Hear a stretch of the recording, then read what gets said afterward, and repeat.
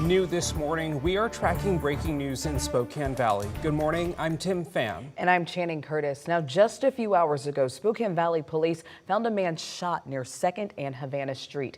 Our Brandon T. Jones is joining us live from the scene right now. Now, Brandon, we know you've been out there for the last hour or so gathering information for us. What can you share with us right now? Yeah, good morning, Tim. Channing. What I can share with you right now is that we know that one man was found shot right here on 2nd and Havana. I'm going to go ahead and step out of the way because since the last time we spoke, there's a lot more of a law enforcement presence on scene right now. Spokane Valley Police Department is all over the place. They've got 2nd and Havana roped off with that crime scene tape. If you can actually take a look over here, you see shell casing markings over here as the forensics and detectives do their investigations. We're not sure how much longer they'll be out here, but as I mentioned, there was one person shot after several reports of a call at 2:30 in the morning responding to several gunshots. Spokane Valley Police Department responded. They helped aid that man who was shot, and then they transported him to the hospital. He was breathing at that moment, but at this current hour, we're not sure of his condition. They said they're going to try to get us updates throughout the day, and once we have those, we'll be able to update you as well and give you more information on KREM 2 app, on the over the shows. Whenever we get that, though, we will continue to keep you updated.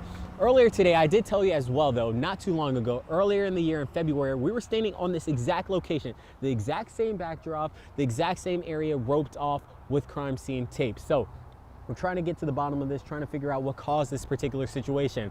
Major Crimes has told us that they do have a suspect's vehicle in mind. They're not releasing that information yet. They're not releasing the victim's identity yet either, as he remains in the hospital. But 2:30 a.m. this morning, the call came in, several gunshots fired. One man was found with some wounds, transported to the hospital, current condition unknown. As soon as we get more information, though, we'll be able to provide those updates. Tim, Channing. Now, Brandon, before we let you go, I know you mentioned that you were there at a similar incident just months ago. Have police said anything as to whether or not this shooting was an isolated incident at all? They haven't provided those details yet. They said they're still very early into the investigation, but if we get that information, we'll continue to provide that for you as well. But at the moment, we're not sure how much longer or what type of correlation the two have together, or if it's possible the same type of people who were involved back then as well. All right, thank you, Brandon, for gathering that information for us. We'll check back in with you here in just a few minutes. The sun is up and it is shining out over Spokane right now. Beautiful look over Riverfront Park at the moment. Though it looks very sunny and warm, it is a little bit cooler right now than it was at this time yesterday. We officially dropped down into the 40s for our overnight lows now at 49 degrees here in the Spokane area. We're teetering right on that edge at different places across the region. Most places sticking above the 50-degree mark for their overnight lows, with Wenatchee, Moses Lake, and Coeur d'Alene all in the low 50s or mid 50s right now. Spokane and Sandpoint dipping down into the 40s for their overnight lows. So maybe grab a jacket if you're headed out this morning. You likely will not need it later today, though, as we are warming up, but the cooler temperatures this morning are holding through for our temperatures in the afternoon as well. A couple degrees cooler with highs in the low 70s today. Well, some heartbreaking news this morning. Thor, the 2-year-old boy who was hit by a car last week, has died. Washington State Patrol confirmed his death to us early this morning. His family has also been notified of his death. Thor, his mother, and 2 brothers were hit by a teenager driving a car last Tuesday while crossing a road in Spokane Valley. WSP says the 16-year-old driver will not face criminal charges. An online fundraiser has been started to help the family with expenses. A link to that fundraiser is available on our website, KREM.com.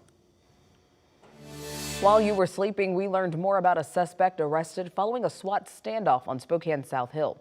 Take a look. This is the moment that 33-year-old Ryan Shawls was taken into custody yesterday. Spokane police say that he is the main suspect in a shooting last weekend. That shooting happened near Hamilton and East North Foothills. Police say that one man was shot and taken to the hospital with life-threatening injuries. However, we don't know how he's doing right now. We do know that this is the second time that Shawls has been arrested this month alone.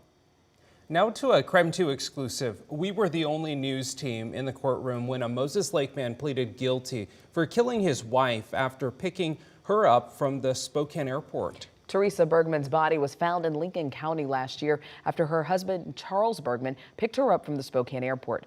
Bergman was arrested for his involvement in her murder and maintained his innocence until now. He will now serve 15 years in prison. Bergman's children spoke to KREM 2 after the hearing about their father's sentence.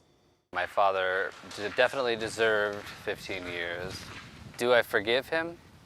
No. That's complicated, I think. It's very hard. complicated. Both the prosecution and defense say that Bergman's sentence is essentially a life sentence due to his age and declining health. Since he pleaded guilty, that also means that he waives his right to an appeal. New for you this morning, a man remains in critical condition right now after being shot twice outside a Coeur d'Alene bar on Monday night. Police say Corey Hippensteel and the victim got into an argument outside of the Corners bar on 4th Street. Our news partners at the Coeur d'Alene Press report the argument escalated to the two men shoving each other. Hippensteel then got a pistol from his truck. He then hit the victim once in the head with the pistol before shooting him twice. Hippensteel now faces battery charges. This morning, he is sitting in the Kootenai County Jail on a $100,000 bond. It is 6:07 right now. Let's take a look at your morning rush. More news in less time.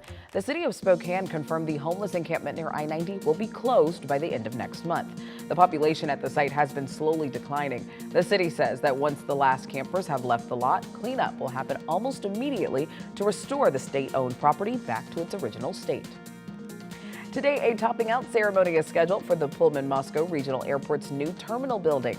The event starts at 2 this afternoon and is to celebrate the progress in the construction. A new 49,000 square foot building will replace the existing 8,500 one. The project costs a total of $90 million. Authorities have captured the 4 remaining juveniles who escaped from a Western Washington detention center. Deputies caught them Monday night in Vancouver, Washington. Now, this marks the 3rd time in less than a year and a half that inmates have escaped the facility. Well, Washington is known for apples and produce, but a state audit found that the state could do a better job of promoting those products. Washington is one of just 7 states without a slogan for its agriculture, but new legislation will change all that. The law establishes a new advisory committee, which will come up for recommendations for that new state brand by June of 2024. And that branding could be featured on a new apple from WSU. The WA 64 was first planted in 2015. Now, it's a cross between a Honeycrisp and a Pink Lady. The new breed is less susceptible to certain disease and are small to medium in size. Now, if you're hungry for these apples, sorry, you're going to have to wait a while because they likely won't be available for the public to try until at least 2028. And that's a look at your morning rush. That's so far away. Oh my goodness. Okay, right now we are tracking a little bit of moisture in our region. Over in the eastern, southeastern part of our North Idaho Panhandle, heading up into Montana, you can see as it's making its way more north towards Kalispell, there are some spots that are getting a little bit more intense, but that it's pretty isolated right there, at least for our region. The rest of us very dry and staying nice and dry through the rest of the day. We do have a little bit of partial cloud cover here and there moving its way through. We talked about that yesterday. We kind of knew that was going to come, but for the most part, we're sunny, we are clear, and we are going to be cooler today than we were yesterday. So just keep that in mind. But then we are talking about a warm up coming up here for this weekend.